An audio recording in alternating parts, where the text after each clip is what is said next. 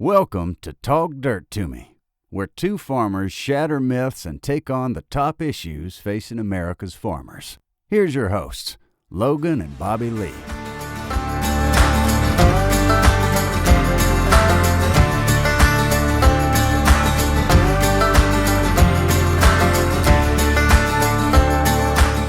What's up, everybody? What is up? What is up, Logan? Man, sipping a little bourbon, doing a little podcasting. Yeah, well, hey, we hadn't done this in a while. What you sipping on? I'm actually sipping this Old Dominic single barrel. That's a local, Yep. Memphis, Tennessee, family owned, 118 proof. I actually poured this a little stout. There you go. But it's I'm like I said, I'm down to about one glass of whiskey a week, so I guess I'll enjoy this glass. It's Thursday night. Why wouldn't you? That's right. Kind of cut loose. That's right. I'm almost to the halfway point of Squattober. There you go. I think after tomorrow is I was about to say, what is today's date? Today's 16th. Oh, you're over halfway. Yeah. Today's 16th. So I am looking forward to the weekend, so I don't have to do Squattober for 2 days and then get back into it another week. Just beat you up, get wore out. Yeah. So what about you? What are you sipping on? I've got water. There is ice in there. The Traveler. The Chris Stapleton whiskey. Chris Stapleton collab with Buffalo Trace, isn't it? I think that's right. Yeah. Yep. Yeah. Nice. Well, I was looking. I was like, I'm gonna get something not quite as hot. That way, I can go ahead and a little easier sipping. Yeah. That's what I like. I think it's like 90 proof. The Devil's Cut I like it because it's like 90. Yeah. So, well, guys, before we get into what we got a lot of stuff for you tonight. We need you to leave us 5-star ratings on Apple and on Spotify. Y'all been doing good. You've been crushing it. Let's keep doing that. Let's keep the momentum going. We got a lot of cool things we're working on the show. We do need to tell them. So here's a little update for you guys that might shock some of you. We have a batch of hats sitting right over there in the studio. We do. I'm staring at them. Yeah, Bobby Lee can see them. And shirts are in the works. I actually talked to our shirt supplier last night. Don't give me bad news. No. They said next week.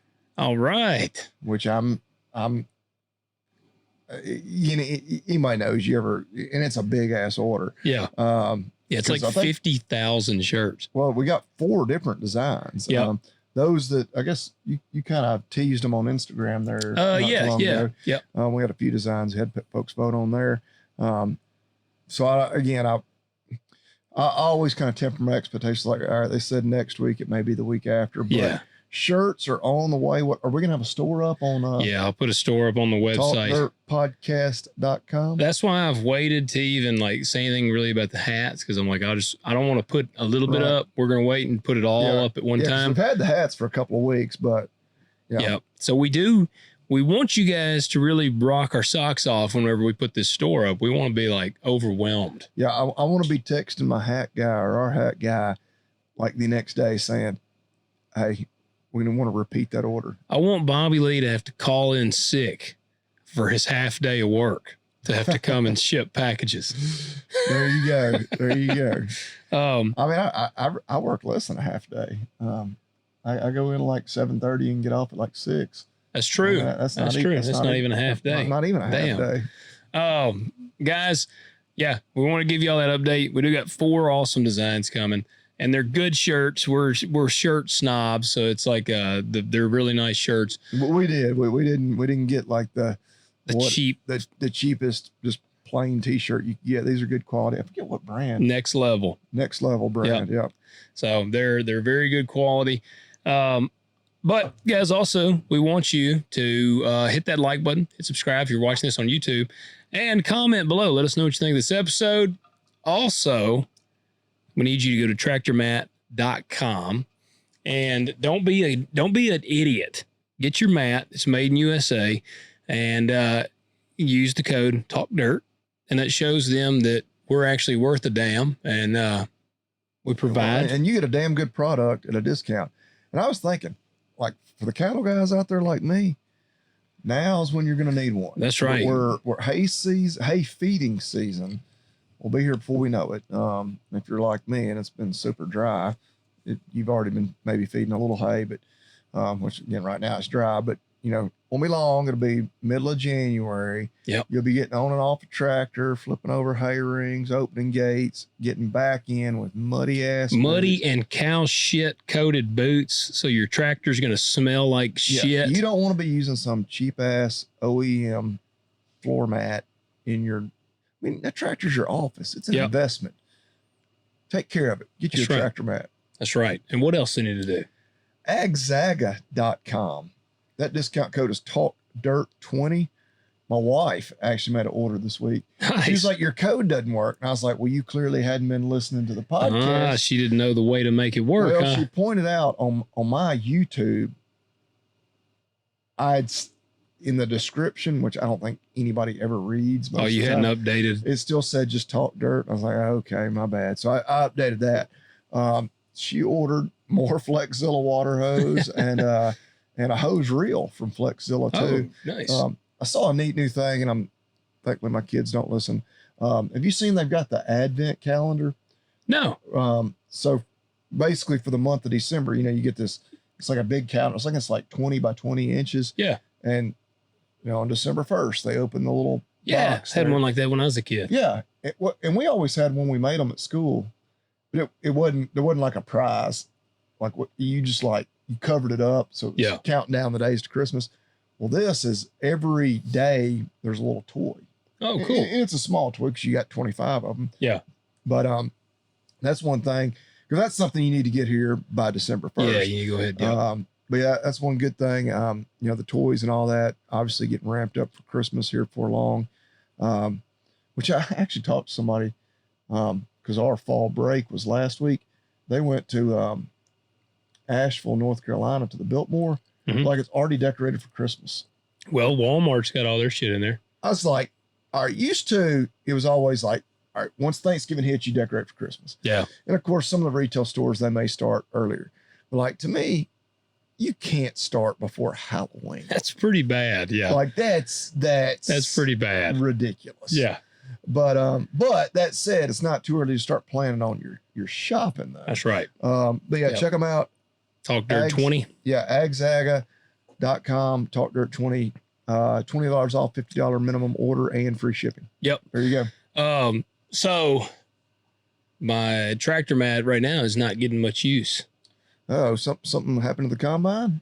The worst breakdown I've ever had of all time. My combine is no longer even with me. It is in John Deere.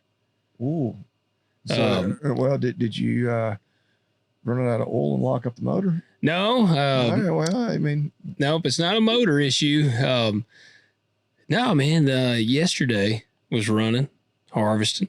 Everything been going good because me and Dad been running together. Man, we've been shagging ass, having two combines rolling. And, man, we were back on Beaver Farm, cutting beans. And, man, combine's been doing great.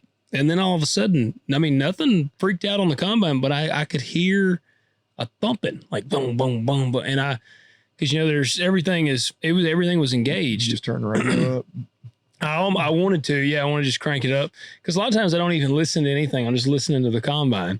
Yeah. And I think my dad always got on to me about listening to the radio when I'm on tractor. He's like, no. You got to listen to it. Yeah. I will listen. I've been listening to Cry Havoc on audiobook. Yeah. But it's like I can still hear everything because it's just audiobook. But I heard it sound like metal hitting metal. And I was like, all right. So I left it engaged. I got off and was like looking, trying to find anything obvious. And I'm looking on the side where I noticed this, one of the arms, the shaker arm, it's moving and it's actually hitting some metal. I'm like, damn, my shaker arm's gone bad. Like the combine has shaker arms on the side of it, on like multiple on each side. That's a common thing. And when I bought this combine, the majority of shaker arms had already been replaced because they will go out and you just have to replace them. Some of them are a pain in the ass to replace. They just don't make things like they used to. No. So I saw the shaker arms. I was like, okay, that must be it. But it still was kind of like the shaker arm that I was like, that's got to be it. It didn't seem that bad. So Dad comes over there because I told him, I'm like, man, I don't know. This is kind of perplexing. So we're looking, and he's like, well, it's got to be the shaker arm. And then we walk around to the other side, and there's two. First, we immediately notice one shaker arm. It's definitely bad. Like the bushing is almost out of it. Like, okay. And then look, and there's another one, and the bushing is almost out of it. And I was like, damn, I got two shaker arms that have suddenly gone down. So where I'm thinking it's going is like something else has made the shaker arms age prematurely. Yeah, because actually one of the back ones that's the bushing is out is a replaced one. Like I should be able to run it for a long time. So you got another problem that's leading to that problem. Yeah. So then I have heard of horror stories about, I've got a 680 combine.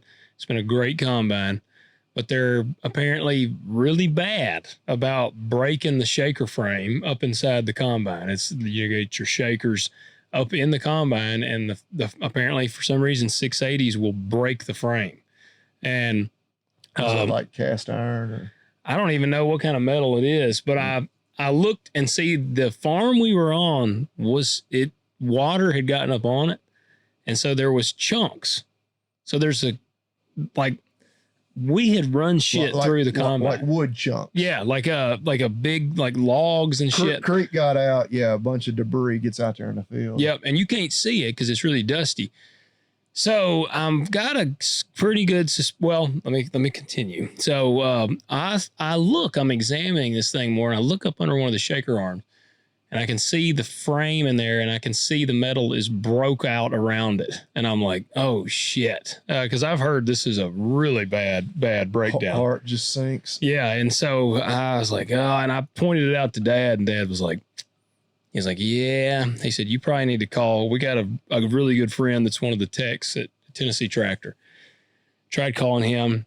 He didn't answer. He's always slammed because it's like they don't have very many techs, and he's really good. So he's always covered up. So I called the service manager, and I'm talking to him, and I'm like, man, and I'm describing what it is. And he said, Logan, it sounds like your frame has probably broke on your shaker. And he goes, that is a catastrophic breakdown. And shit. I said, well, never mind. There's nothing wrong with it, but give me a sales department. I need to trade this thing in. Yeah. Well, actually, Dad did that on the 9770. The one, his did this, and he traded it in because it was such a catastrophic breakdown. So he told him, hey, it's field ready. Yeah. No, they swapped it out, and so I was like, well, I said, I've heard horror stories about this. I said, but like, what am I looking at here? And he was like, man, Logan, I really don't even want to say. And I was like, well, I need to know what I'm looking at. I was like, what does this look like? This is like when I'm telling somebody their dog's broken leg is broken too bad for me to fix. You need to go see the specialist. They're like, what's that going to cost? And I'm like, well, yeah. I'm embarrassed to even tell you. Well, and that's what this dude, I could tell. He knew what it was going to cost. He would just, too embarrassed to even say. Well, I just kept on. I was like, I need to know how much this is going to cost. And he goes, do you want to sleep tonight? And I said, I was like, man, I got to know. Now, what am I up against? He said, well, to be honest with you, it's usually about $25,000. God dang. And I said, $25,000? And he was like, man, Logan, it's bad, man. He said, we have to pull the back off the combine. Like they have to pull the chopper off the combine. He said, we have to pull all the frames out of the inside of the combine. And he said, depending on how much damage it's done in there, he said, sometimes they've just destroyed stuff up internally in the combine. So he was like, honestly, it can get all the way up to 25,000. I talked to another guy up there that said that sometimes he has heard of it going all the way up to $40,000. So, yeah, wish that some bitch you caught on fire. Well, that's why I told Dad, and Dad was like, damn, might be a good night for that thing to catch on fire. And we were laughing, like joking about it, because hell, at that point, it's either I'm going to cry or laugh. And, oh, dude, I was just devastated. And so I'm like, shit, because I can't afford a $25,000 repair bill. I mean, we're literally having the worst. Like I was telling somebody, I was like, of all the time for this to happen, it is the worst time for this to happen. Like there are years when we have like things are going well enough that it's like you have enough extra. Oh yeah, we're selling $14 beans. Yeah, I can weather this storm, but now it's like, gosh dang, man. And so, like I said, it's a good chance that something probably, what we're thinking probably went through the combine and caused it. But I drove it. They were like, you're going to have to bring it to John Deere. So I had to drive it to Ripley today, and they're going to tear it down and see what the damage is. I haven't heard yet. And I don't know. So I asked the dealer there, I said, because one of the techs was like, man, it's no telling how long we'll have your combine. He was like, this is a long repair. And I said, well, like how long? And he was like, well, it could be a few weeks. And that was my next question. How far are you into harvest? Dad and I together lack about 1,300 acres. It's all beans. That's not that bad, but with 2 combines, we were really covering ground. And so, I mean, I asked the dealer, I was like, do you got a combine I can use in the meantime? Because if they get in and they assess that something went through the combine that caused it, then there is thankfully ingestion insurance on combines. Like you can't insure a breakdown, but you can insure, because combines are notorious for running shit through the combine. And it's right. It's like the, because obviously like on your car, like you have insurance against like you having an accident if you have full coverage. Yep. But it's like, I don't know where insurance draws the line. Like, obviously, the thing catches on fire and burns up. But I mean, well, you had a bearing that was down that caught fire. Like, where do they cut that off and say, oh, well, this was because of, right? Yeah, I don't know. I mean, like I said, I know I have ingestion insurance. I would not recommend anybody doing anything unethical, but I'd be like, something went through that son of a bitch. Yeah. Well, it's John Deere's assessing it. The guys that there's a reason you pay for insurance. Oh yeah, no, I agree. I agree. But your insurance company also doesn't make money by paying out for repairs. Yeah. Like, and so they, but yeah. Well, yeah, I have to be watching it. Yeah. So, but like I said, John Deere's going to assess the damage, and they got to give me a call. But the bad part is I asked if they had another combine.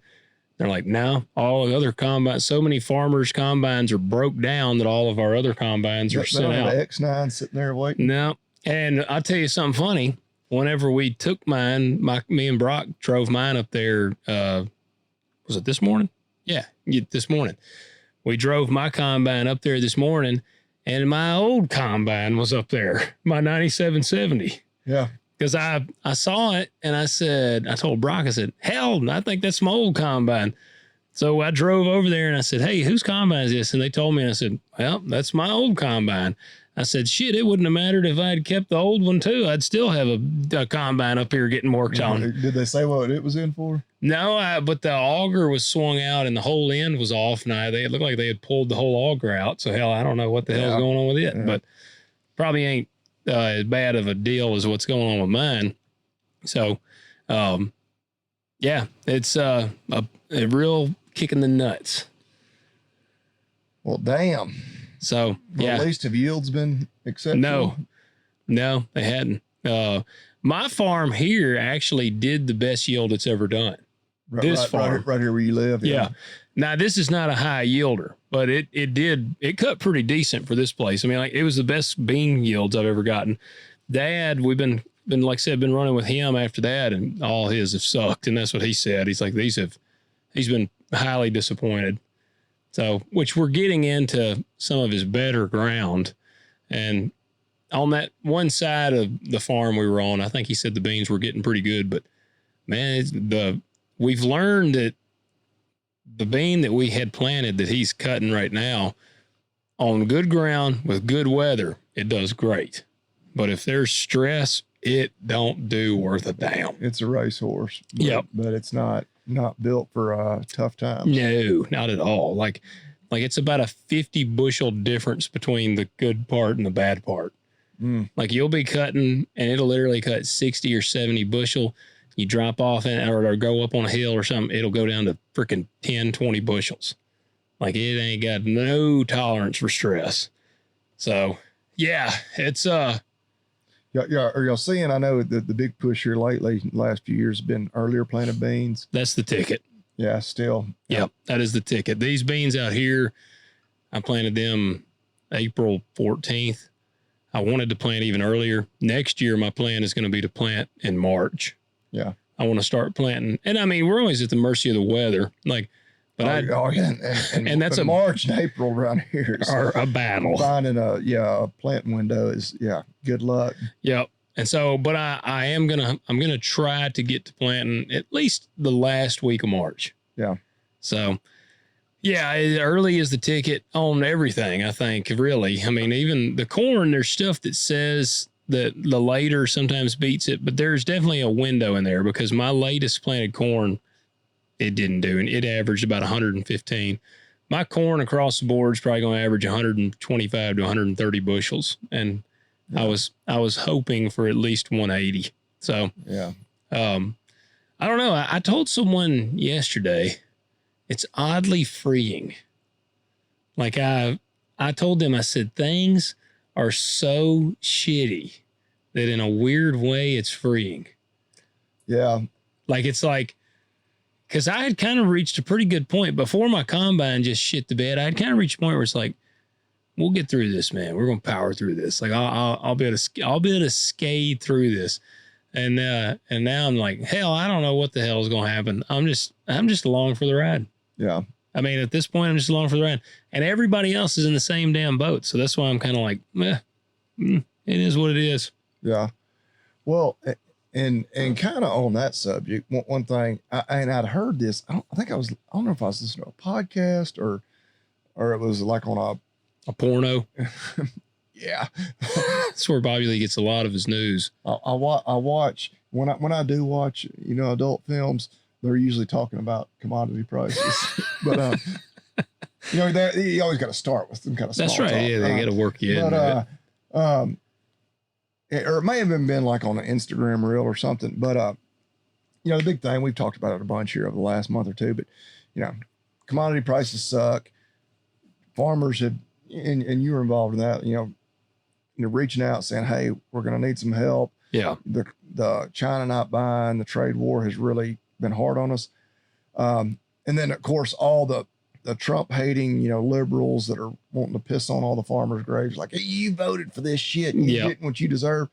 I don't know why I didn't even think about this, or I didn't realize bean prices are actually better right now than they were a year ago. Yeah, they are. They're higher than they were under Biden. And not a huge difference, but I'm like, whoa. So, and obviously if it, wasn't for the trade war, because I assume last year China bought their normal, air quotes, normal amount from us. Yeah, it may have been a little low, but they still bought a lot. Yeah. And of course, this year they bought absolutely zero. And so, right, if it wasn't for the trade war and they were still buying some from us, obviously prices would be higher. Yeah. Higher than they are right now. But like, wait a second. And this person pointed out, I'm like, well, why is this the first time that I've heard anybody point this out? Like, you can't blame it all on that because prices are actually better than they were. And I don't know, just me as kind of an outsider on the row crop, it took me aback for a second. I was like, whoa, they're actually better this year than they were this time last year when Biden was still the president. Trump hadn't even been elected yet. Yeah. That I was like, oh, wow.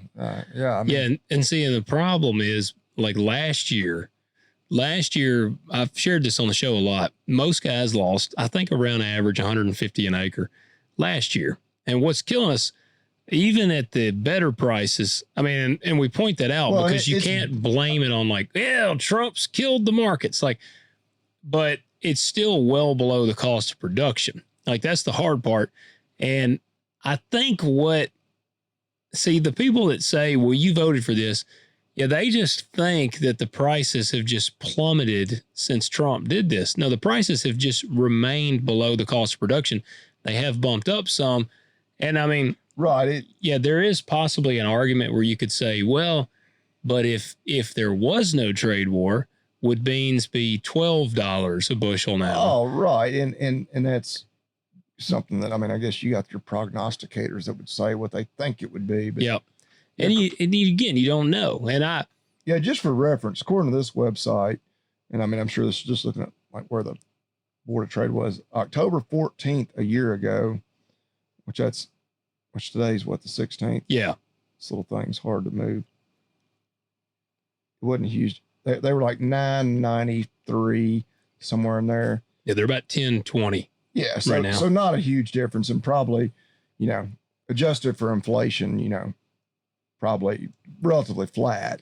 The whole narrative that Trump has fucked it all up for everybody, and you voted for this, like that's why. Like, no, actually, it's we're just right where we were a year ago. Like Trump has literally started a trade war that, again, we hope, like a lot of us that believe he may know what he's doing, may have some long-term benefits. Actually, he hadn't hurt the price at all. I mean, he has, but he hadn't. Yeah, it's cost of production is what's killing farmers. Yeah. I mean, that's what's killing us. That goes up. Yeah, that has increased. Which I have heard more and more people point out that obvious there. It's like, if we do get a bailout, the prices are not going to come down. The bad part about that is, all the seed, the chemical, all that shit is just going to go up. Yep. Like the big ag corporations they're just licking their chops. They're lobbying harder for the bailout than any farmer. They are. Yes, they are. Because they know, they're like, the money's going to the farmers, but they're just the middleman before it ends up in our pocket. Yep. Yeah, and people talking about the farmers buying another lake house or whatever. Well, those dudes are buying another mansion island. In the Caribbean. They get a $5 million bonus every year. Like some of those guys legitimately are getting $5 million bonuses. Yeah, they'll own Epstein Island. Some of the low end executives at some of these places get a $60,000 a year bonus. A $60,000 a year bonus is more than a lot of guys' salaries in a normal year. And that might pay for a combine, shaker house or whatever to get fixed. Yeah, that's right. I know. But wouldn't that be nice? I need that bonus. Except then it just makes you sad. That's the bad thing. Like we get a payment, like all these guys are shitting on farmers about the payment. It's like, hey, think about how sad it is to be us. Because let's say we were to get like what we actually needed. Let's say I got a check for $300,000 to bail us out of this hole. I'm going to get that check. I'm going to cash that check. And then it goes straight to paying the bills. Like no part of that money is enjoyed by me. That's what, and this is different than those bailouts. But for our Tennessee folks that are familiar with the Tennessee Ag Enhancement Program, I was talking to another farmer the other day. He's a row crop guy about that. He's like, we didn't even apply for it this year. He said, he was talking to another row crop guy. He's like, all that damn program does is cost me money. Yeah.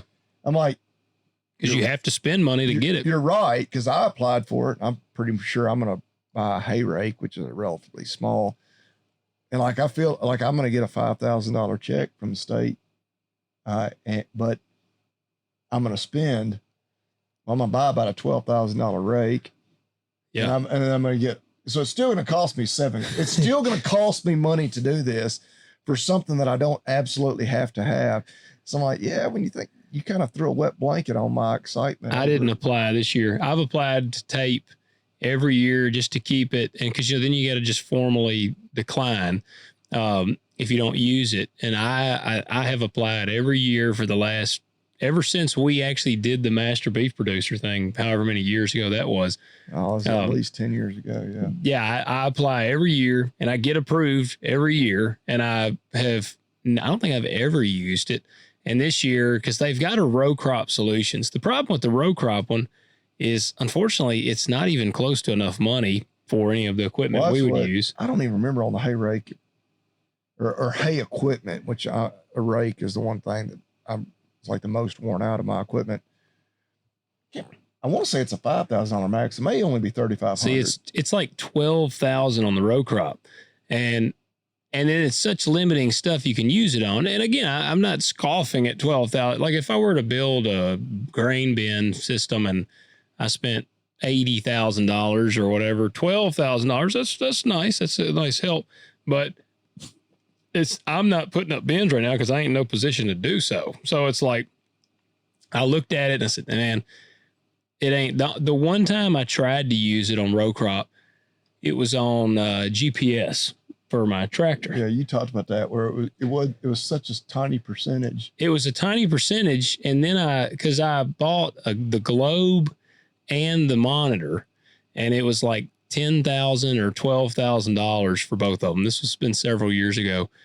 Well, one of the and I bought them from Tennessee Tractor, so they're from a dealer. Well, one part was new, another part was used, and because one of them was used, like I was under the impression since it's from the dealer, but since it was used, they wouldn't pay for it. And see, and that's the way it was for a while, and it seemed like some stuff there for a little while they approved, like, okay, it can be used, but now I'm looking at the hay equipment requirements.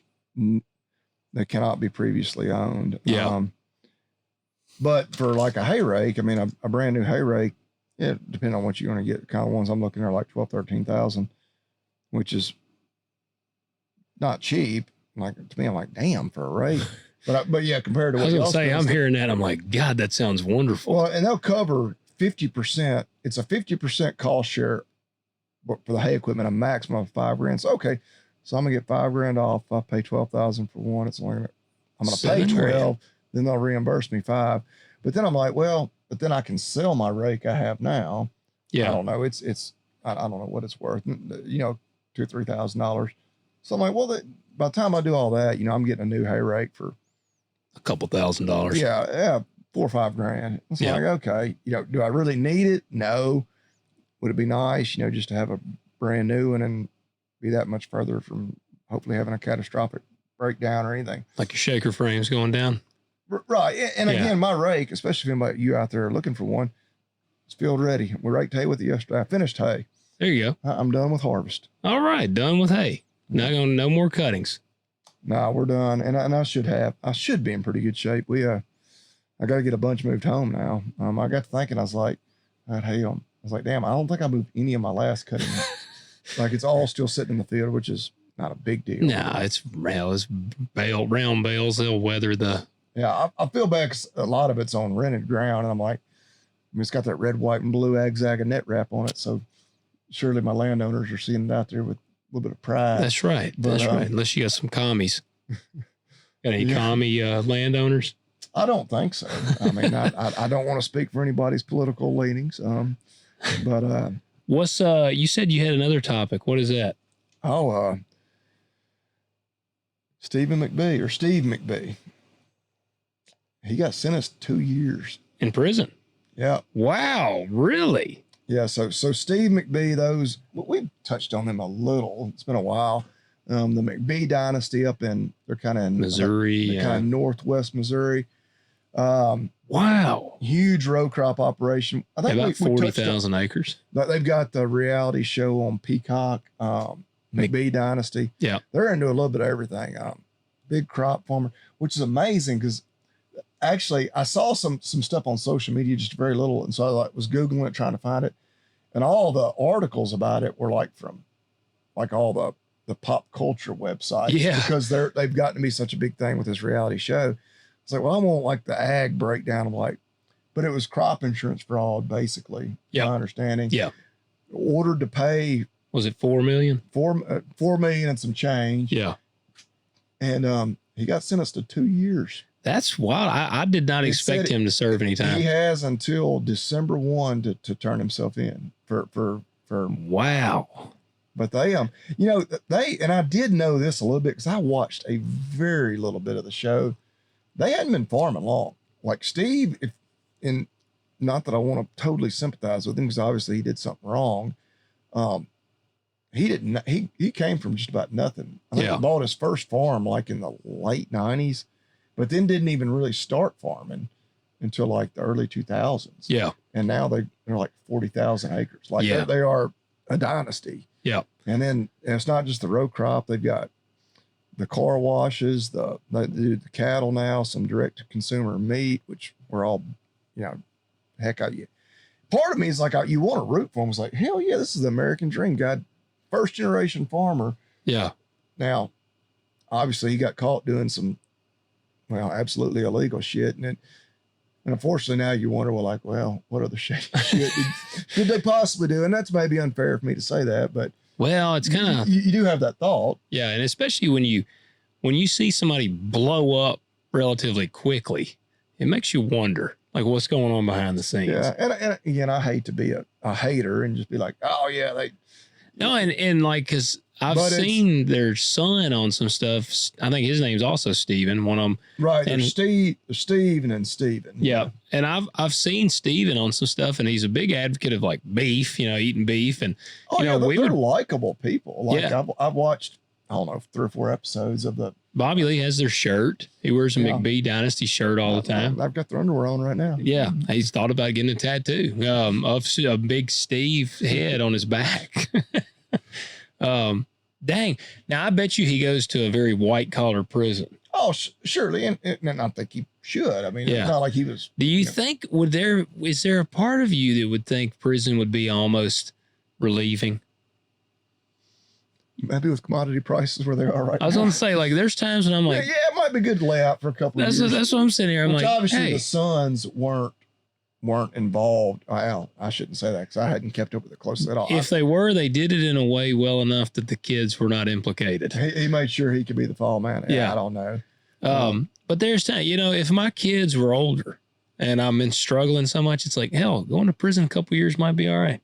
Well, and part of me is like, all right, 2 years. And for $4 million, I mean, I don't know. We know people that have like gone away for several years. It's like, damn, like, yeah, some of them, it seems like, I don't know, like, and 2 years isn't nothing. No, especially not at his age. Yeah, I forget how old he is. He's probably 65 or something, or is he not that old? 60 anyway. Yeah. Like and he was kind of rowdy. So like, it's probably going to be tough for him. Well, they went through that. Like in 2019, him and his wife split because he was, well, that's kind of one of the main, of course, it's a reality TV show. They dramatize the hell out of it. He's got like 3 girlfriends. Yeah. And apparently a couple of boyfriends.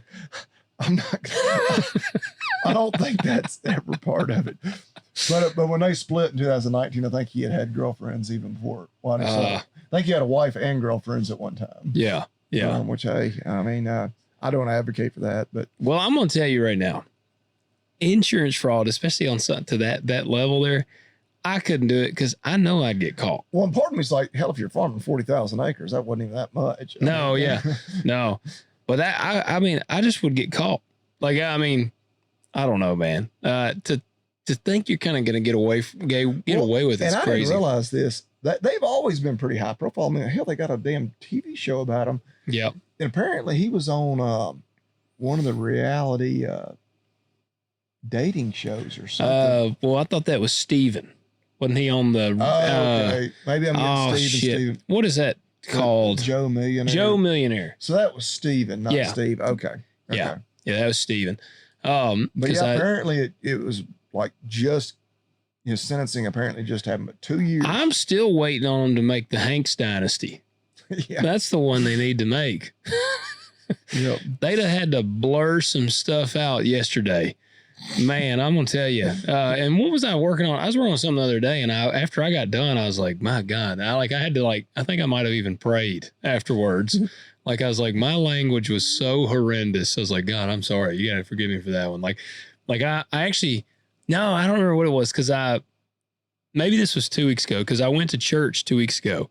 And I remember I went and some people were like, hey, man, it's been a while because we've been in harvest. And I mean, I guess I'm a slacker because we do work usually on Sundays too. But so I was there and people were like, hey, man, I'm surprised to see you. It's good to see you here because I know you're in harvest. And I'm like, after the things I said yesterday, this is right where I needed to be. You'll probably get to go to church this Sunday. It sounds like we might get blown away by a tornado. Yeah, we were under a threat for severe weather Saturday. It'll probably hit my tractor and total my tractor out with my luck right now. Or you'll be like, damn it, why couldn't that combine have been right there?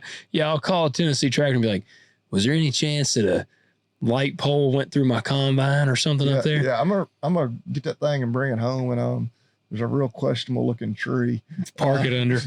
Yeah. I'm going to say if it was at Tennessee Tractor, or if it is, but I'm saying if a tornado hit up there, my luck, it would devastate everything, but go around my combine. It's a miracle this combine was spared. Yes. But yeah, No, I mean, man, hell, you just roll with the punches. But that shocks me that he's going to actually see some jail time. I just knew this dude was going to get off. It kind of did me too, because I saw, like I said, I saw a couple of hints of things on social media, which really didn't even say anything about jail time. So then when I just searched it, I was like, oh, wow. Yeah. Now, does he have to serve 2 years, or is that because don't they have to serve a third of their sentence? Oh, I wonder if he's got to actually serve 2 years, or if it's only actually what I read was said 2 years, and then after that, he's got like a supervised release. Like it won't, like you're not just free to go. Okay, so he must have gotten sentenced then for like probably 6 years or more. Then, man, hell, I don't know. I know it's weird, like how they do it. This made it to mainstream news. Yeah, this is literally on USA Today's website from 2.5 hours ago. Was sentenced to 24 months in prison. For those of y'all not good at math, that's 2 years. Or Bobby Lee would say it's about 3.5. Yeah. Ordered to pay $4,022,124 in restitution. That last $24 is probably going to break you. Yeah, probably. I always get all the way out to the. They didn't go out to the pennies. I mean, yeah. If you were going to go to prison, what would it be for? Me? Yeah. Well, yeah. Like what? Like you get sentenced. It ain't got to be nothing crazy, or it can be crazy. What would it be for? Well, like what would I want it to be for? Like from a cool factor, or yeah. Or let's do that, and then a realistic one. Oh, from like a cool factor, like you get some street cred. Yeah. I don't know. I feel like just tax evasion would be pretty good street cred. Yeah. With the libertarian, group I like to identify with. Well, I feel like that would be a realistic factor almost as well. Yeah, probably as well. But I don't know, like I don't want to hurt people. I don't know, man. You put me on the spot. Like you don't want to like blow up a hospital. No, yeah, like be selling drugs to kids or anything like that. Ridiculous. Yeah, you don't set up out there, but be a nice drug dealer. Yeah, right. Like, hey guys, what's up, man? You buy some crack? It would, and Lord have mercy, I'm getting up on an FBI watch list, but yeah, definitely something anti-government. Yeah. Like, now, is that your cool one or the real, or are you saying that for both? It's probably both. Yeah. But like, the government decides to crack down on, I don't know, a local small business for something stupid, and I show up and I don't know, I'm there like as one of like protesters protesting the government, and I, pistol whip an ATF agent. Yeah, that would be a cool reason. Yeah, like don't really hurt him. Like he maybe has to get some knock his eye out, dental work done. Yeah, you don't want to be blind. Or no, because I'm a vet. I worked with a guy that had his eye pistol whipped out. For our audience that's not quite as anti-government as we are, the ATF has a extreme knack for shooting pets. Yes, they do. And women with children. Yeah, right. They show up to your house, they're probably going to shoot your wife and your dog. Yes. Which is actually exactly how Ruby Ridge started. That is. That's exactly how it started. They shot the dog. And then they shot the wife. I think they shot a kid, then they shot the wife. So, yeah, they shot his son running to him, and then they shot his wife holding her child, her baby. Okay, I'm getting this story. So, of course, I'm a veterinarian. So this poor family rushes in.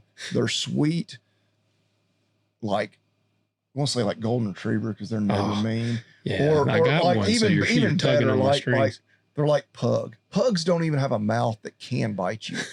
But the ATF agent shows up at their house because they think they've got, an SBR that doesn't have a tax stamp. Yeah. Something that's totally stupid anyway. Or it's a short barrel rifle for some of you. There's a dispute between does it have a brace or a even though they're the same thing, or a an actual stock, which makes it a short barrel rifle or a pistol. Anyway, yeah, stupid. Then they shoot their pug. They rush the pug into my office, and I'm saving its life.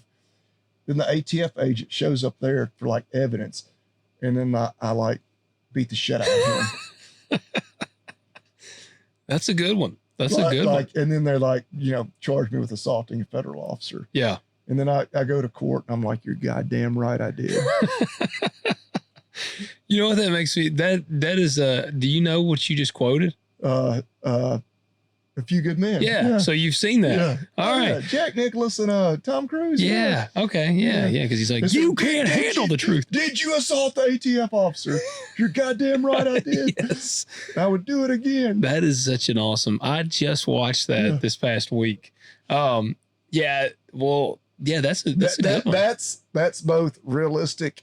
I was going to say, that seems very much realistic. Like I could see that. Because I feel like, because part of me is like, all right, if I have to go to prison, I'd rather do a white collar crime. That way I go to a white collar prison and say, hey, you know. Yeah, it's just not as cool. Maybe I'm not going to get raped or anything. Yeah. But I feel like, you know, if I like assaulted a federal officer, like. You're probably not going to a white collar prison. Right. But I feel like maybe you get in there and like the guys like, are hey, like, man, they're fist bumping you maybe. Yeah, you're like, I'm probably totally romanticizing that way too much. And you're like, there is an ATF agent that only has one eye out because I pistol whipped his other eyeball out. I worked with a guy that had his eye pistol whipped out. After he shot this poor little pug because he said it was attacking him. I still like the golden retriever more because I've got a golden retriever and she is the sweetest dog. Well, a golden retriever. And pugs are so ugly. I'm sorry for our pug owners. I don't give a shit about a pug. Well, I mean, I understand your reasoning. Well, in a golden retriever, and again, that's what I do every day. Like 99% of them are nice, but I've seen there have been one or two that like they bite the shit out of you. Yeah, and they've got chompers now, and I get it. A pug basically doesn't even have a head. Yeah, like but they don't even have mouths. But like, there's a part of me that's like, if an ATF agent shot a pug, there's a part of me that might be like, he did the world a favor. But they're Chinese dogs. Yeah, I mean, they are not. They're Tommies. I was gonna say they're not even made in USA. Sorry to my pug people that I just highly offended. But that's a good one, man. I don't know. See now, I'm proud of myself for coming up with that. That was really good. Like mine's very much less noble. Okay. Like I was basically imagining, like maybe getting in with a motorcycle gang. And probably robbing like a bank because the funds are tight on the farm. So, but not actually killing anybody. I don't know how the scenario plays out. Like we go in, I'd be like, let's not shoot anybody. But I have seen how things can go south pretty quick. I'm not saying I'd be the trigger man, but I would be like, you've never seen Heat. I have seen scenes from Heat. I've never watched the whole thing. Yeah, in Heat, there's Val Kilmer. And he's like, man, he's just a bad dude with a gun. And then there's Tom Sizemore. He's kind of crazy. And then Robert De Niro is he's like the head honcho. This was before he just wanted to punch Trump in the face and was a loser. But, they're like, we're not going to kill anybody. But Tom Sizemore's kind of nuts. And so he does shoot somebody. See, I wouldn't be the one that shoots him. I'd be the one that's like, you dumbass, we told you not to kill anybody. Well, that's like the plot of every movie, anytime where they rob a bank or it is. rob anything. Where it is. And so you're sympathetic with the one guy because he's just caught up in the middle. Yeah, right. And I just needed the money. He's trying to make ends meet. Yeah. Nobody's going to get hurt. Yeah. But then you got some other trigger happy asshole that's part of the crew. See, so I would cap that guy just to try to get some redeeming quality in. Like he shoots an innocent person, so then I shoot him to take him out. But I still got to have the cash because I'm just cash strapped. So still going to get the money. So, I mean, now I'm going to be involved in Well, then you're still charged with murder, even though you killed a bad guy. That's what I'm saying. So I'm going to go to jail for robbing a bank and murder. But I'm going to do it. I don't know. I feel like a motorcycle gang of some sort. I've been reading this book, Fort Bragg Cartel. Have I told about it? No, I don't think I've heard this. All right. So Fort Bragg Cartel, it's a new book. I saw it. We went to Barnes & Noble the other day. And it caught my attention. It was talking about death or murder and drugs in the Delta Force and Special Operations community. So I was like, wow, this sounds intriguing. So I've been reading it. Cocaine is heavily used in our special forces. Did we miss the reference last week? I think we did. I thought about that after the fact. I think we did. I think somebody maybe even commented on YouTube and just said cocaine. Oh, I didn't even look on there. Or somewhere, and I was like, I think we did forget it. I think at one point I had an idea because George was a Brazilian guy. And there was a brief moment where I thought about making a Scarface reference, but they are Colombian. But I was like, because he said something and the way that he said it, I was like, dude's kind of he could have an imposing, a Scarface type threat. And I almost asked him, you ever made cocaine and like threatened anybody's life with a chainsaw in a bathtub? Yeah. Like, they cut up a guy with a chainsaw in a bathtub. Yeah. But I don't know. I couldn't read George on if he would appreciate that. Right. I don't know if he had listened to enough of our episodes to know that it's always just a reference. Yeah, he might. It's a little harder to sneak in on the guest episodes. Yes, unless it's DeSalvo. Mr. Tim, I'm fine with making cocaine references to him. But no, I don't know. See, and that'd be bad then, because I would probably get sent to like a maximum security prison. So I'd have to be watching my butthole all the time. Yeah. You need to get in with a gang real quick. Yeah, you have to. Oh, but I didn't tell you. Yeah, on the Fort Bragg cartel, apparently Delta Force is rampant with insane drug use, like crazy drug use. And the guy, this is an investigative journalist, and I even asked a good friend of mine who is a part of the special operations community. I was like, is this so? And he said, yeah, it's pretty accurate. And you have teetotaling Christians or rampant drug addicts. Like doing really hardcore. Doing crazy ass drugs. Like, well, I mean, I could see that with what they have to do. Like, I mean, you probably are one extreme or the other. Like you have to stay. I don't know. I've never done extreme drugs to know, but I mean, from what you know about how that works, like I would see where they would have to. Meth is pretty hot in it, but it's wild. Like it opens with a Delta operator killing a Green Beret in like Virginia or something, and both of them are like cracked out. They're on like meth and crack and prescription pills. It's very open knowledge or very well documented that the Nazis, like, they were on meth. Yeah, like they doped up all, like they were actively handing it out to them. Like they wanted them, Yeah. Just total raging lunatic, Yeah. Well, that's how these are. And the book's it's going into like just how wild things are in the community. What was really wild, and this is where like if I had a time machine and I could, or no, if I got to the end of the line and God's like, man, I'm gonna let you do it again. But your wife and kids, like you don't get to do that part again. Like you got your wife, and I'm like, well, I don't want to change that. So I'm happy with that, but you get to live through one more time. I'll tell you what would be fun. And I'm not saying I want to be a drug addict, but, Delta Force, apparently in this book, there is a motorcycle gang of insane Delta Force operators. Because this Delta guy kills. They're ex-Delta Force? No, they're still active, but there's like they got like a clubhouse basically in the woods, and it's a bunch of renegade Delta Force operators that are still active duty. Like they still go and do the thing, like go and do their missions. But when they're like home and off. They're like straight up off deployment, just rowdy as hell. It'd be like Hell's Angels, which my buddy of mine said that a lot of them are in Hell's Angels. Like they're pretty prominent within Hell's Angels. So they are like biker gang, but it's kind of crazy because apparently Green Berets have like a mafia type, like, because when this Delta guy kills this Green Beret, basically at his funeral, a bunch of like lifted trucks show up and it's a bunch of Green Berets and they're looking for the Delta guy to kill him. And so I think I've got a feeling that it almost comes down to like a clash between basically a motorcycle gang of Delta operators versus like a lifted truck montage of Green Berets.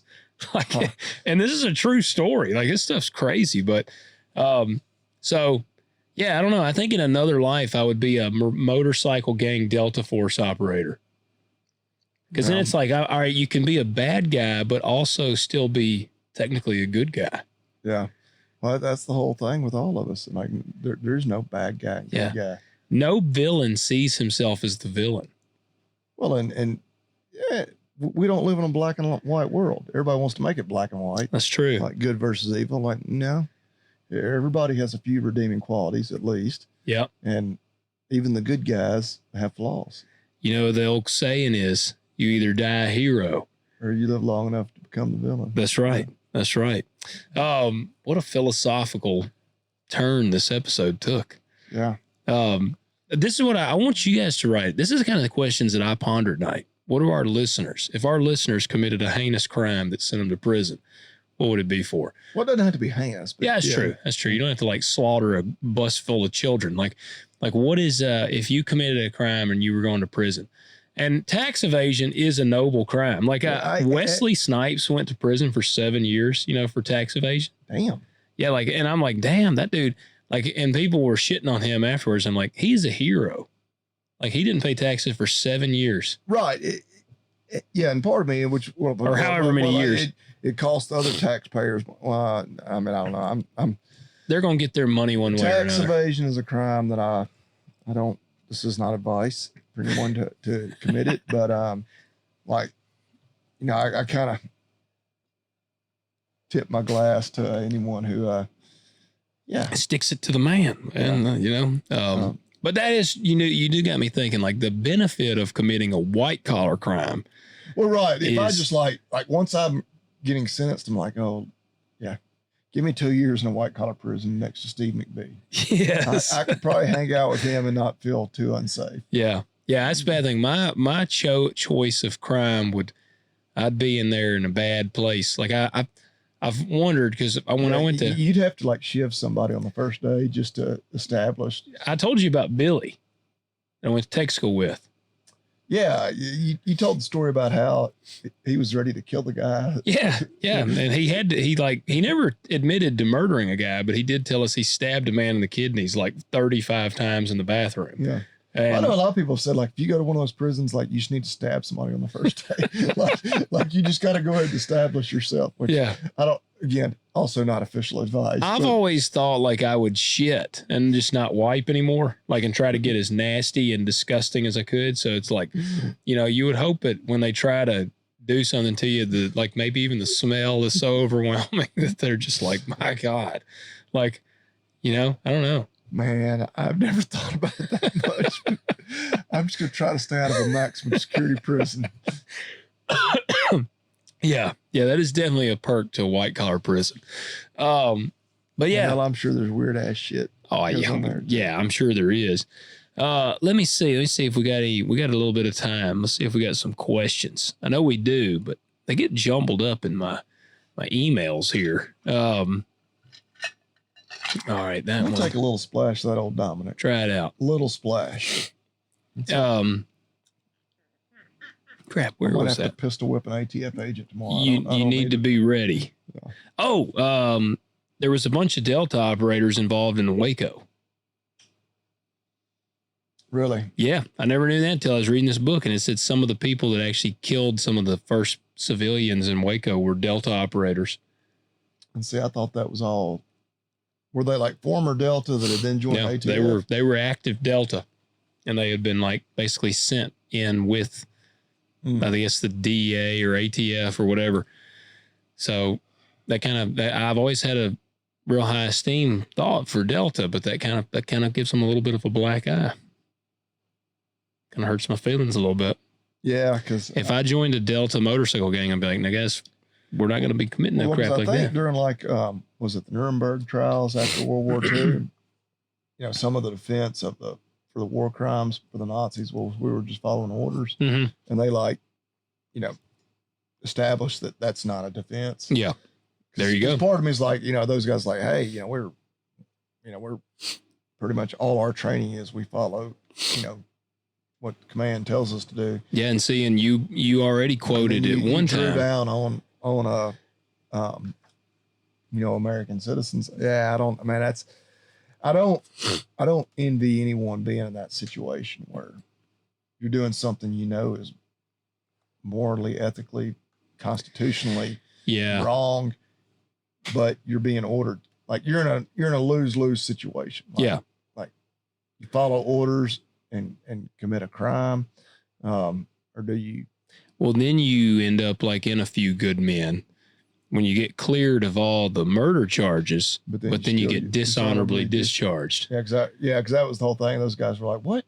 Yeah. What does that mean? Because they wanted to go back in. Yeah. And they did. It said they. Because the lawyers were like, "This is great," and they're like, "What?" Like, no, like our lives are still ruined. Yeah, they're like, "You had an action unbecoming of a United States Marine." So, there you go. All right, we got we'll read a couple of questions real quick. This comes in from Ben. This was in September. Ben said, hi, sending in from a small town in southwest Louisiana.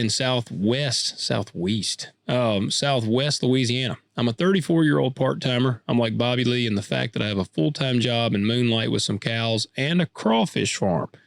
Nice. It's a very regional crop, but the crawfish is like your farm store where it's just another way farmers here diversify their farms, and it rotates with farming rice very well. I enjoy eating them little bastards. I do too. I just have to eat like 5,000 of them to get full. That is right. Like, you almost starve to death in the process. Yes. That's why you got all the potatoes and the corn and the sausage. And everything. And the cattle farming down here is also very different since we have a lot of water and marshy ground. We mainly have Brahman cattle with Angus bulls, so they're hardier with the bugs and marsh. I watch Hurricane Creek Farms, and watching Bobby Lee work all the cattle by hand and by himself is very interesting because all of our cattle has to be done on horseback when it comes to gathering and sorting.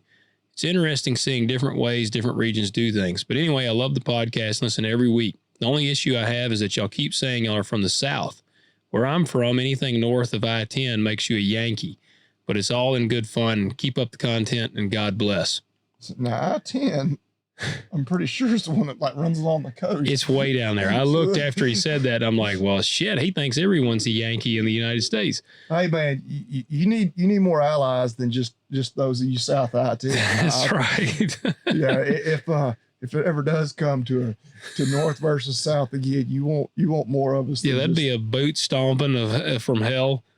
I see a lot of people, our right here locally, we refer to it as the Mid-South. Yeah.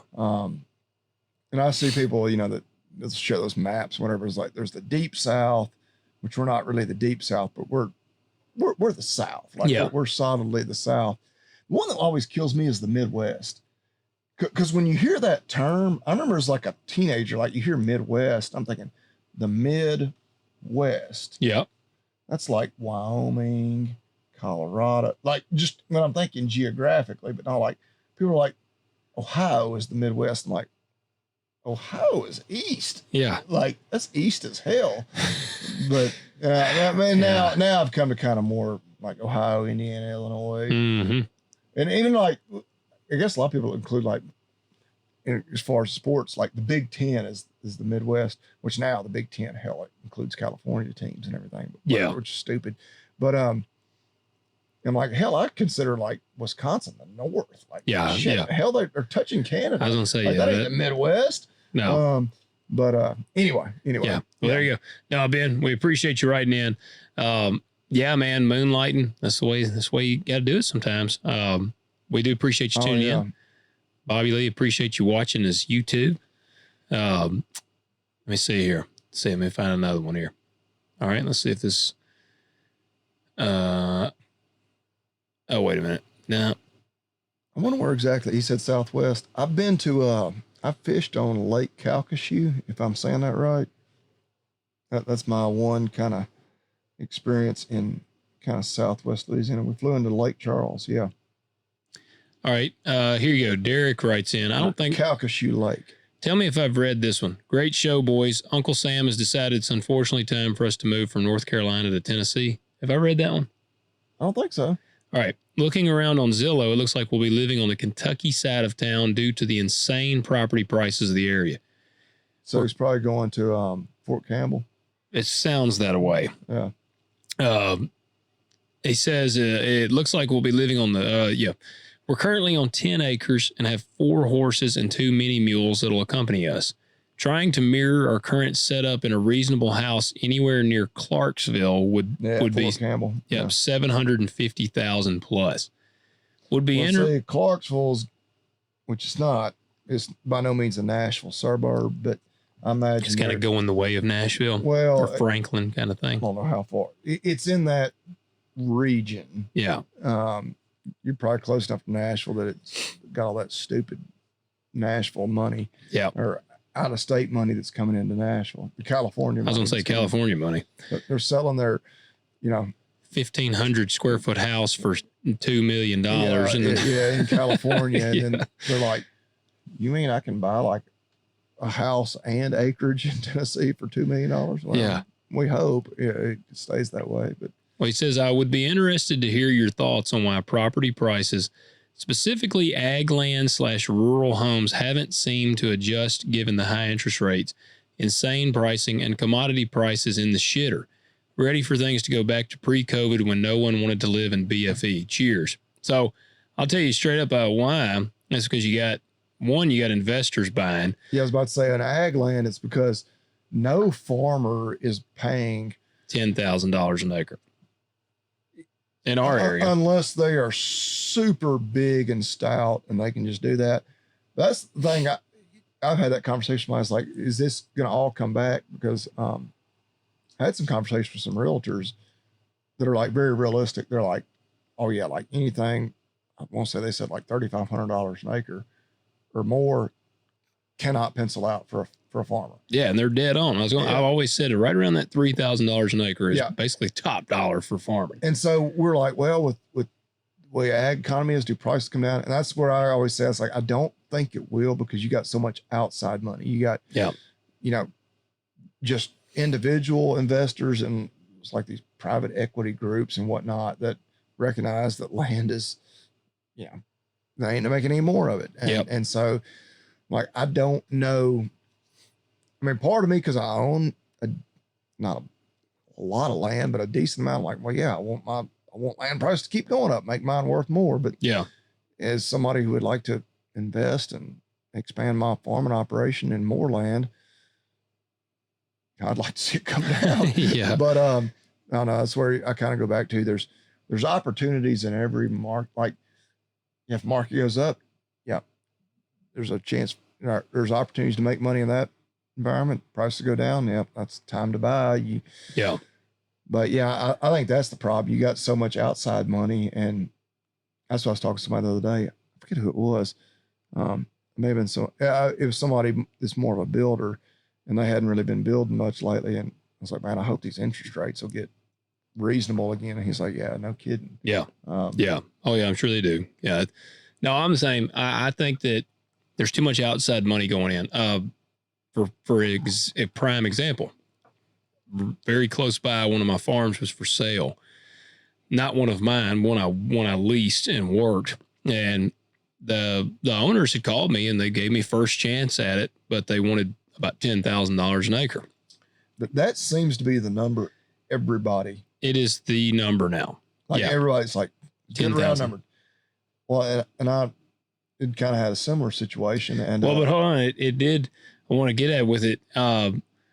They offered it to me. I said, I can't pay anywhere close to that. And I told them, I said, I think I told them, because of its geographic location for me, I was like, which I was like, currently right now, I can't buy anything. But I said, if I got to a good spot, I said, I could probably try to give you $4,000 an acre maybe.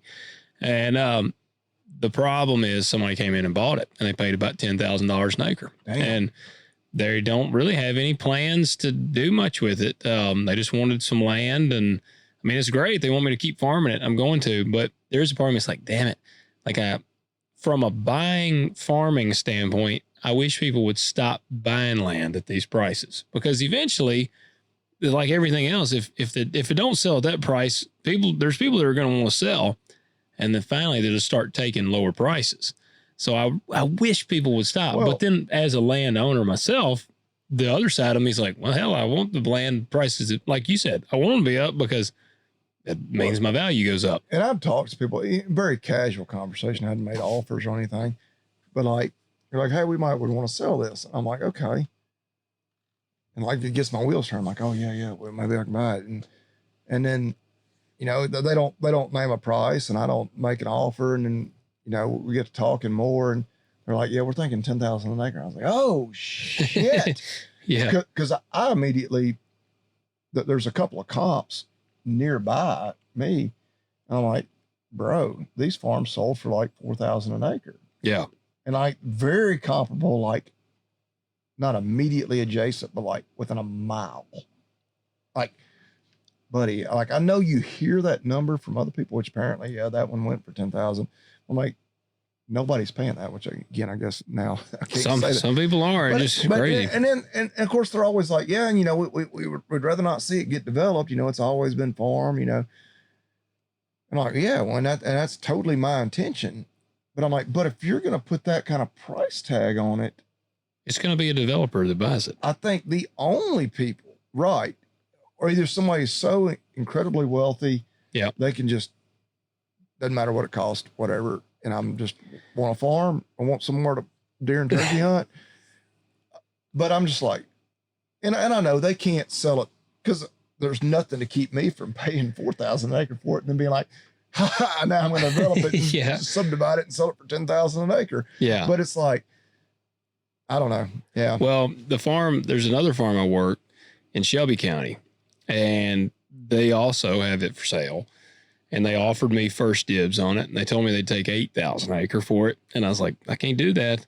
And I was like, gosh, that's high. Well, it's not sold. It's still not. It's been for sale for quite a while now.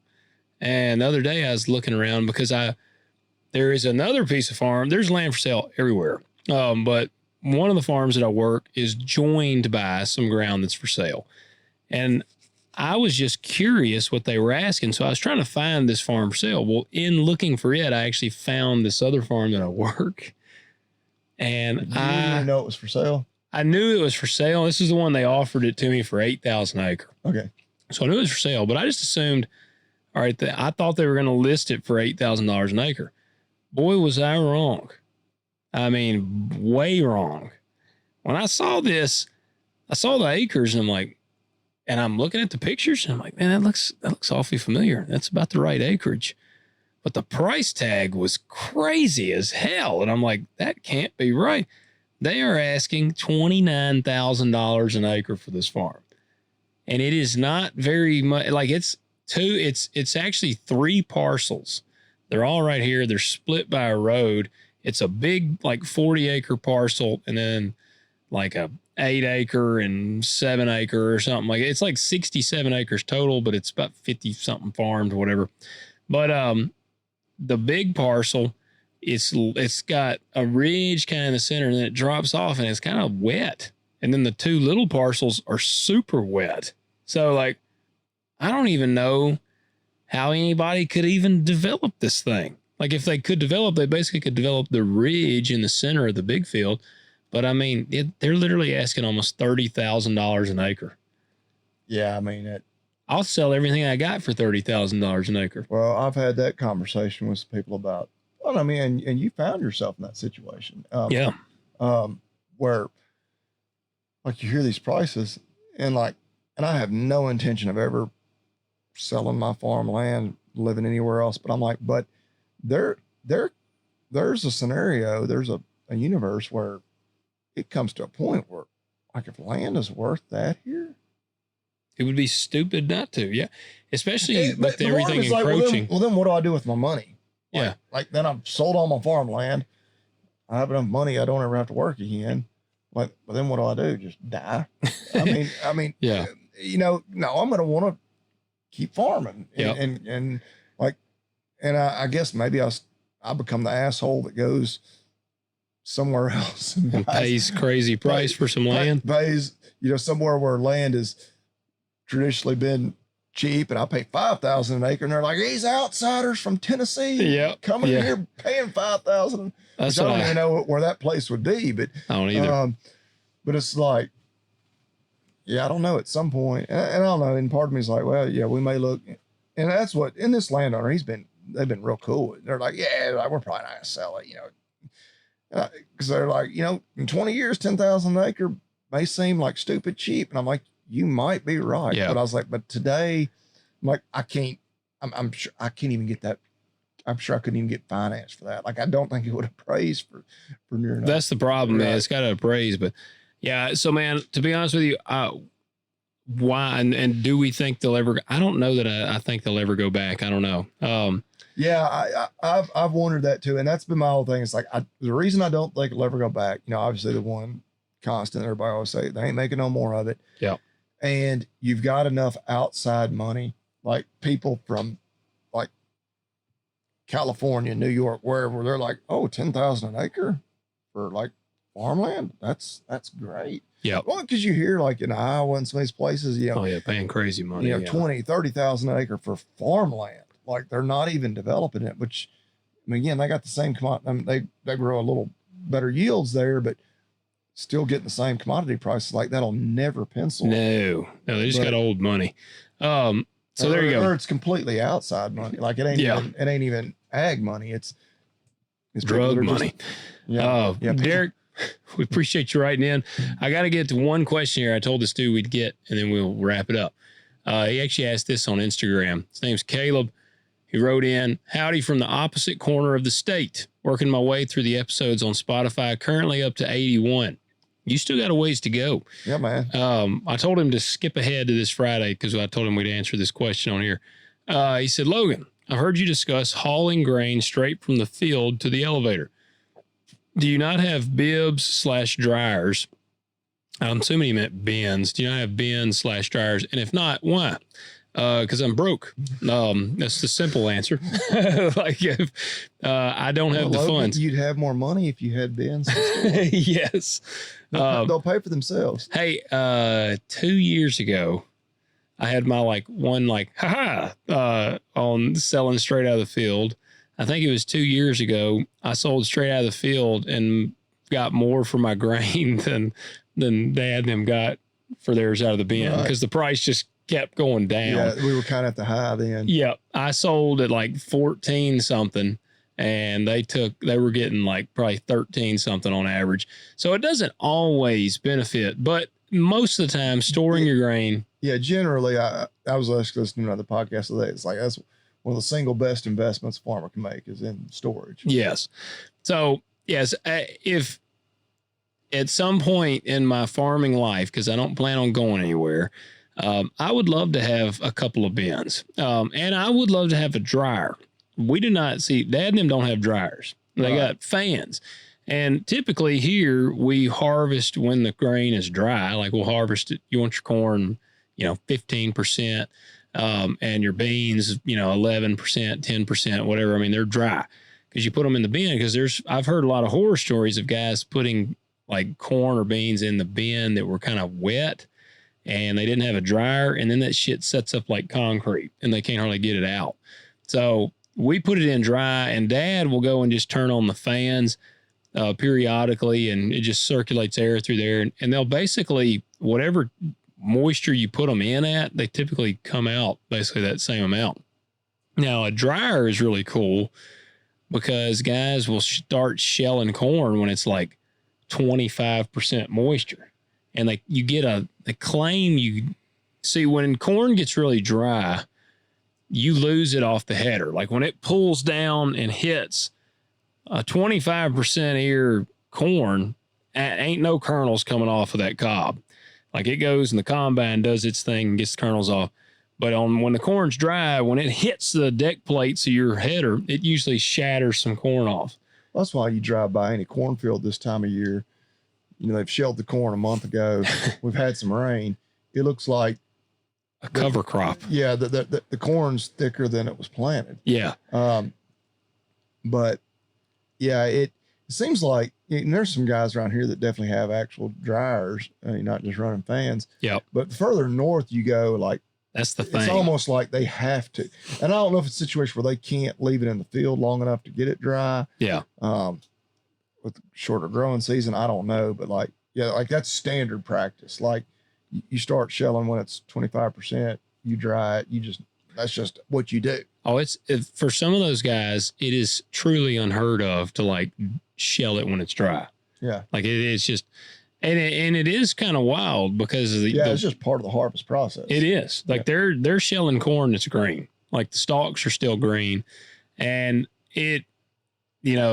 they do. I think the test weight is higher because I have shelled high moisture corn before, and the yield is usually pretty astronomical. Like it'll be a lot more, like the yield monitor on the combine, it'll read like 30 or 40 bushels higher.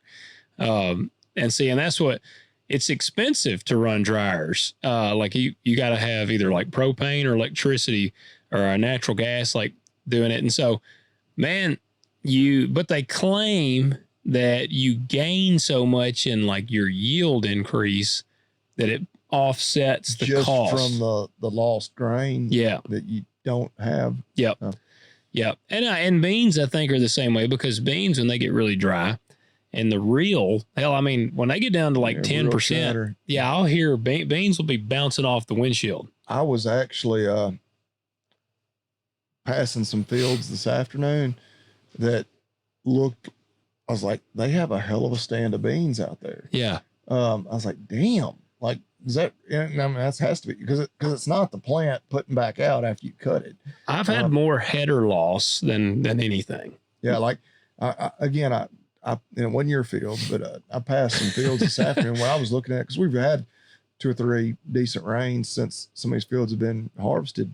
It's like, damn. Well, like, I'll tell you some bad things. It almost makes you wonder, if we were somewhere like Brazil where they can grow 2 crops, like, if you could let it keep on going. Like, I don't know that you need to plant that again. Like, hell, they got enough beans coming back up. Well, I tell you what we did notice on some of the beans where they, like I told you, they had no stress tolerance. The ground is covered in beans. Like when we got there to cut them and we're actually cutting, they had started popping out really bad. So you're going to see some of that. Like some of these, I think weather. Some of them are already there even before you put the combine to it. Yeah. Yeah. Cause I was trying to judge how my concaves, because I got those Estes concaves in. And apparently, like, I had said it, and you're supposed to run the dog shit out of the combine. Like, it has to stay really loaded because you want the rotor to stay full. And Dad was telling me, I was telling him about it. And some of the John Deere techs actually have always said, like, you actually want to run pretty fast because the fuller your rotor, the less grain loss you have out the back. Okay. So I was trying to do that, and I'd get off and check, but hell, I couldn't tell because the beans had popped out so bad. A bunch that were already on the ground to begin with. Yeah. Yep. So, dang it, there was one other thing I was going to say. I just had thought about it, and I needed to mention it. Shit, I can't remember what it was. We were talking about drying and... Yeah. Storage. Oh, yeah. Bobby Lee was a row crop man this weekend. Briefly. Yep. He didn't have his camera, so his audience didn't get to see it. But Bobby Lee got to be in the row crop world. Yeah, I got a call Sunday morning like, hey, what are you doing? Help do a little moving. Yep. It's a slow process with just one or two of you. I felt important. Well, you were very important. Hell, man, like I said, we would have been out there we'd have been 2 hours behind if you hadn't come and helped. Yeah, y'all had 2 combines, 2 tractors and grain carts. I guess all your trucks and everything were all on one farm, and we had to move. I guess we moved 2 different directions. Yep. One combine and grain cart one direction, one combine and grain cart another direction. Yeah, that's what I said. I got to drive with the big flashing lights on top of the truck. Yeah, you pulled the header, didn't you? Yeah, you pulled the headers. Yeah. Yeah. I say Bobby Lee got to be we tried to get him to drive the combines for us so we wouldn't have to drive the combines. But I was figuring it's like first time ever driving a combine. It'd be really good to get it out on a 4-lane highway. It would. It'd go down Rosemark Road. Actually, that's the best. I was going to say the highway's a good one. Yeah, I was about to say that's when you're in good shape. Rosemark Road is what you really should have drove. Oh yeah. Well, that's, I think we had this conversation on Sunday. I would get to think to myself, like, man, these people are being really courteous. Like a lot of people, 9 out of 10 cars would pull over in a good spot. They'd get off the road. And as soon as I'd get to thinking, like, man, these people are like, they know the assignment. Yep. Like get out of the way. We're going to be past you in 30 seconds. It's not going to slow you down at all. And then you'd meet like a Prius that would just come flying. They just ain't going to get over. I'm like, I'm in this pretty damn big ass truck pulling this big ass header with flashing lights everywhere. Yeah. Like it's got the strobe lights on the roof. And like they just fly right on by me. And I'm like, well, you're about to run into a combine. Yes. It does amaze me. I think about that a lot. I'm like, maybe I just assume those people are like looking at their phone or something. They're just so distracted. That might be the crime that would put me away. I would murder someone because I just don't get over when they don't get over, and I just flatten their car with combine. But because I've thought about that, I'm like, you realize the trust in your life that you're putting in my hands. Like when I meet a car and I'm in my combine, it's like something can mechanically go wrong. I mean, that would be a freak accident, but like, oh, the hydrostat, Dad and I were talking the other day. He said he saw a video where like I don't know how but the hydrostat went out in a combine and these dudes were going like downhill. And I mean, at that point, the combine was just free falling, like just rolling. Yeah. These cars are meeting you just assuming you're going to slow down or pull over for them. Yeah. What if I'm like cracked out and I am like not in my right state of mind? Cause there is some crackhead farmhands around. Yeah. So you might catch like a cracked out farmhand that's just like, he might not even see you. He might think you're like a hallucination and he just don't get over. Yeah. So get over farmers. But yeah, Bobby Lee got to join us there for a little bit. My first, I was coming down past where you used to live, and your dad and Brock were moving combine, and of course, I like think I'm a little more, observant than the average, but I could see Brock pulling out with the truck and the header. Yeah. Way up ahead. So I was like, all right, I'm going to, and they're kind of a curve or Sullivan Farm. Yeah. Yeah. Yep. So I pulled over a real good spot where I could get completely off the road. And car come around you. This was like middle of the day. and you could see them pulling out. Like obviously that's why I pulled over. And I'm sitting there and there wasn't a lot of traffic at the moment. It's on a state highway, a 2-lane state highway for our listeners. But I see a car, like I'm looking in my mirror, there's a car coming up. Yeah. And I'm pulled over.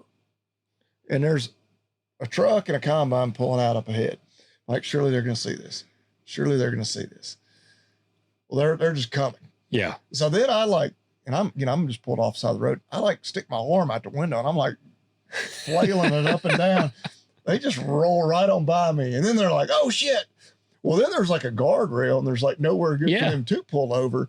Like, I guess they thought I had just had car trouble or something. Yeah. And I was pulled off the road. You'd shit your pants or something. Yeah. I was whatever, and I was like, dumbass. Yeah. And they ended up getting over and everything was fine. But I was like, it pisses me off. The thing that makes me madder than anything, when I am moving a combine, a tractor, a sprayer, what will make me want to murder someone in a brutal rage is whenever I am driving down a road and they can see me for freaking 500 yards or 1,000 damn yards and they're sitting there waiting to pull out. And I will be going that direction. And it's like, man, if you'll just sit there, for 10 seconds, I will be past you and then you can have your whole lane. Instead, I will almost get to them and they'll just pull out. And then I'm like, you son of a bitch. I'll throw my hands up half the time. Like I'll just throw my arms up. And they're like, man, I mean, and they look like a damn moth to a flame. Their eyes are like, and I'm like, hell, Dad and I both at times. What are you doing? Like, just sit there. Yeah. And some of them will pull out and then they just sit there. And like Dad and I both have had Mexican standoffs with cars, like where we will get over as much as we can. And that car, they won't get over. And so we'll just stop. We'll just sit there. And it's like, you're going to have to go, you dumb son of a bitch. And you're going to have to drive your Prius off in the ditch to get around me because you put yourself in this situation. Yes. So, yeah, it's a lot of dumbasses in the world, but it takes people of all kinds to make the world go round. That's right. You need dumbasses. I mean, to make the rest of us feel smart. Right? That's right. That's right. So, in closing, have you ever seen The Sixth Sense? Oh yeah, great movie. Like that's like one of the greatest plot twists. Like the first time you saw it, because I'm sure you've watched it multiple times. Did you see it coming? No, but now that I know, it's so obvious. Well, right, but like early on, no. Marcy, that movie's really old now. It's 90s. I don't remember how old I was, but when you watch it, you're like, mind is blown. Yeah, because you feel bad for him the whole movie. But Marcy watched it for the first time this week. Oh wow! But unfortunately, I didn't do that with my wife because I bet she's never seen it. Well, somebody had spoiled the damn thing for her because I was like the other night. It was last night or night before. We actually put the kids to bed. And I didn't have a podcast, and I told her, I said, let's watch a movie on the couch. So we got in there on the couch, and I said, let's watch The Sixth Sense. She's like, I'm not watching anything scary. I'm like, it's not a scary movie. No, it's not scary at all. No. And so I turned it on. I'm like, now, do you know anything about this movie? And she's like, and spoiler alert. I'm about to say a spoiler. Yeah, if you've never watched it, you want to watch it, just skip ahead. Yeah, skip about a minute. Yeah. So go now, skip now. But I said, do you know anything about the movie? And she goes, well, I know that he's dead the whole time. And I'm like, what do you mean? There's no point in even watching it now. Yeah, I'm like, what do you mean you know that he's dead the whole time? She's like, well, somebody told me he's dead the whole time. So I was like, he's not dead. Like, I just was like, no, that ain't right. Like, I just lied to her. And she's like, okay, then the kid must be dead. And I'm like, no, the kid's not dead either. And so then when we're watching it, I like every time it's like a scene with him interacting with his wife and stuff, I'm like, in my mind, I'm like, damn it, I know she knows that he's dead. Because it's like kind of obvious after you know.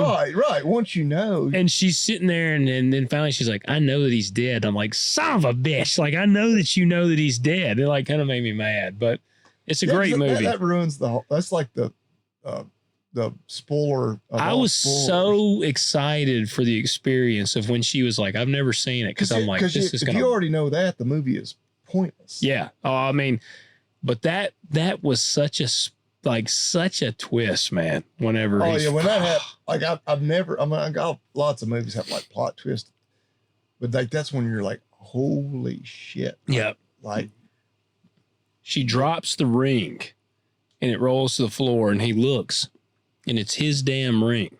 And then he raises his hand up. The ring is not on his hand. And he's like, and he like goes back and it's like, damn. I mean, and this might be corny.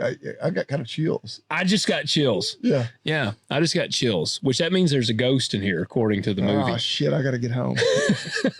Because isn't that what the kid tells me? He's like, well, do you ever have the prickly feeling when the hairs stand up on the back of your neck and the bumps come up your arm? It has been so long. I bet it's been 20 years since I've seen it. I don't know what year it came out, but it's been a long time. It was in the 90s, but that is a great movie. And it's kind of sad to watch now. The 90s were just like 10 years ago. I know. It's sad now because Bruce Willis, he's got like terrible dementia or something. Yeah. But all right, do you want to cue the man? Man. Oh, that's right. Your new phone. Yeah, I haven't got it figured out yet on that. This damn technology. Yeah. It's making life more difficult. All right. Let me see if I can find him, man. It's been a while, ain't it? I mean, it's kind of sad that he's not our man anymore. Yeah, we can't even say our man. Let me start off with 2 words. Made in America.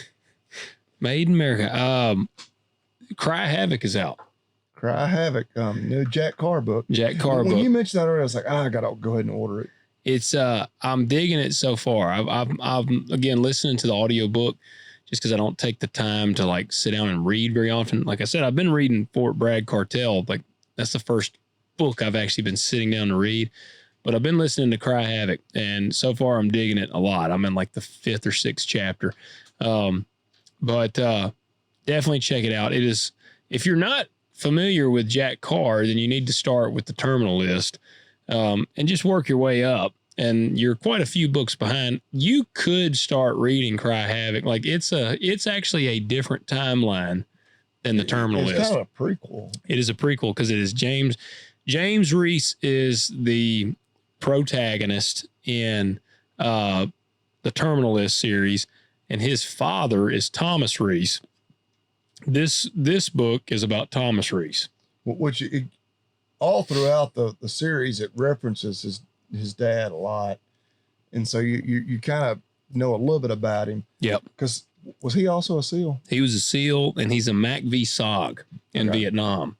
This book takes you to Vietnam. Because James Reese is SEAL, but he was a second generation SEAL. Yep, that's right. And so, and I've been really anticipating this book because I like the SOG stuff. Like I had listened to a SOG book, and so it's really cool to hear some SOG stuff in there. So, and his books are brutal. Like they're very brutal. They're violent. I love it. It's great. So, you're probably up to Cry Havoc. Yeah. So, go check it out. I just put it in my shopping cart. There you go. Yeah. I was gonna say, and Jack, every now and then, if you follow him on like Instagram, he may drop, like sometimes he'll do autographed things. I did not get the badass box this year. I must not have made the marketing list because I actually have been fortunate to receive like a hard box from Jack, and it's like a badass thing. But you can actually order autographed editions. So I've got an autographed edition of Cry Havoc, and I think you might can still get some. Well, you gave me, what was the last book? Oh, man. Was it Red Sky Morning? Yeah, I believe it was. Was it autographed? And it had been shot. Oh, yeah, the shot through. Yep. Yeah. Yep. He had actually fired a shot like through the cover. Yes. And autographed it. Yeah. Because you had him on your old show multiple times. 3 times. Yeah. Yeah. And at some point, he will be on Talk Dirt to Me. Bobby Lee and I, we made a boo-boo a little while back. We did make a boo-boo. Jack was actually supposed to have already been on the show. And the Cry Havoc was going to be it was going to be kind of like a long Made in America segment. But we did make a boo-boo. And so Jack has not been on the show yet. Still hoping to make that happen. We stood him up. We did. We stood Jack up. We got our times mixed up.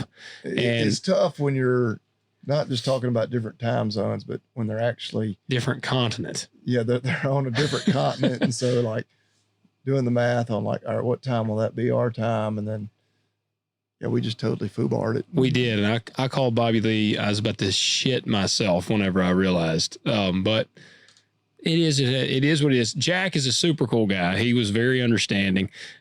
His whole team's very understanding. So, I mean, at some point, Jack will be on the show. But he's a really solid guy. We think. Yeah, we think. Yeah, and it's like, and now I didn't receive that marketing box, the special box. Yeah, but you've been cut off. I've been cut off. They're like, that son of a bitch. But go check out Cry Havoc. And like I said, you could start there, but I would recommend starting at Terminal List. Yeah. You won't be disappointed. No. They've got the Amazon TV series started with the Terminal List, and then they had the prequel to that, Dark Wolf, which there's not even a book for yet. Nope. I just finished that a couple weeks ago. It's a badass series, and then they're working on True Believer, which is season 2 now of the Terminal List. Would it be book 2? Yeah. Yep. So check it out. And guys, also, we want you to hit that like button, hit subscribe, comment below, and let us know what crime would put you in prison. And any questions you got, please go to talkdirtpodcast.com and submit your questions on our contact page. Also, we need you to leave us 5-star rating on Apple and Spotify. Let's keep doing that. Drive us up the charts, make us more prominent in the podcast world. And also, once you go to tractormat.com, get your Made in USA mat, and they're just awesome mats. Made in USA. You can use the code TALKDIRT, all caps, all one word. Save yourself 15%. And agzaga.com, discount code TALKDIRT20, $20 off, $50 minimum order, and free shipping. There you go. Do it. All right, guys. We will catch you next week. See you then. You've been listening to Talk Dirt to Me with your hosts, Logan and Bobby Lee. If you enjoyed this episode, we ask that you subscribe and leave a review, and we'll catch you next time.